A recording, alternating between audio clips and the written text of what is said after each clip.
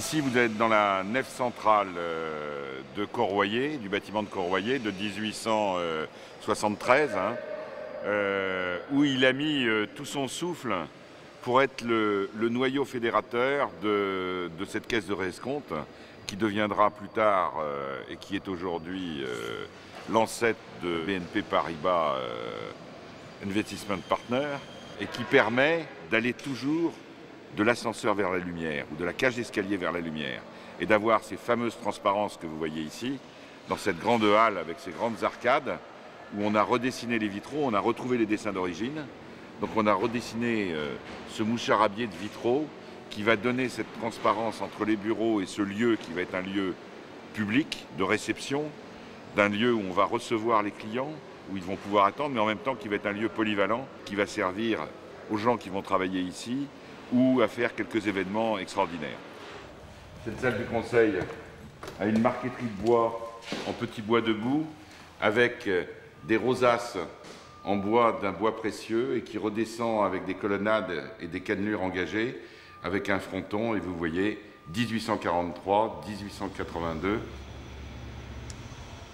Ici, vous êtes vraiment dans des termes byzantins que l'on pourrait trouver à Constantinople ou à Istanbul, avec ces dômes sertis de verre comme des diamants, parce que les verres sont facettés comme des diamants.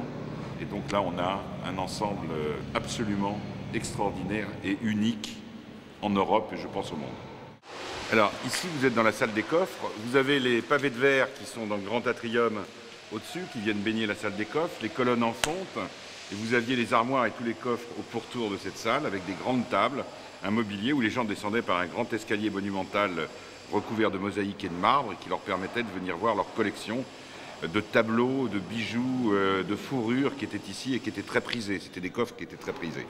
Donc on a gardé la texture, le squelette de la salle des coffres, avec au milieu un grand déambulatoire qui permet au nombre de salles et aux gens de se rencontrer ou de passer dans des plus petites salles de réunion. Et tout autour, on a un centre de réunion et de conférence qui permet, où chacun a, je dirais, sa personnalité, puisque celui-là va avoir les pavés de verre au plafond, l'autre a des voûtes, le troisième a une grande salle de conférence. Donc on va pouvoir se circuler avec des repères, ce qui est très important quand on est dans un ensemble immobilier aussi vaste. Il faut avoir des repères et des séquences architecturales comme dans une ville. On est dans un petit village ici. Donc il faut retrouver des places, il faut retrouver des rues, il faut retrouver des ensembles où les gens puissent avoir des signes qui leur permettent de s'orienter. Donc la richesse de l'architecture de ce bâtiment offre tout ça. C'est ça qui est extraordinaire. Ici, vous êtes dans l'envers du décor.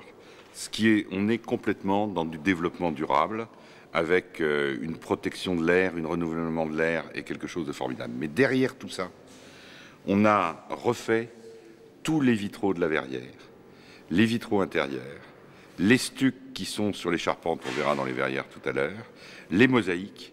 Et tout ce travail a permis de transmettre des métiers qui allaient disparaître à des jeunes. Un chantier comme ça est exemplaire parce qu'il maintient la tradition. Et qu'est-ce que l'on va faire dans ce projet? Parce que le maître mot, c'est ça, c'est une phrase de Malraux qui est formidable, qui dit que la tradition ne naît pas de l'imitation, mais de la confrontation. Or, que va-t-il se passer dans ce bâtiment? On confronte le bâtiment avec une époque moderne, qui n'est plus la sienne, mais avec ce que les nouveaux arrivants vont apporter à l'intérieur. Ils vont amener l'innovation et permettre à la tradition de se maintenir. Et comme ça, BNP Paribas viendra prendre la succession d'une manière formidable de la caisse de réescompte dans un bâtiment qui a été complètement revisité par elle et qui s'est modernisé et qui est projeté dans le XXIe siècle. Je crois qu'on ne peut pas avoir meilleure fin de l'histoire.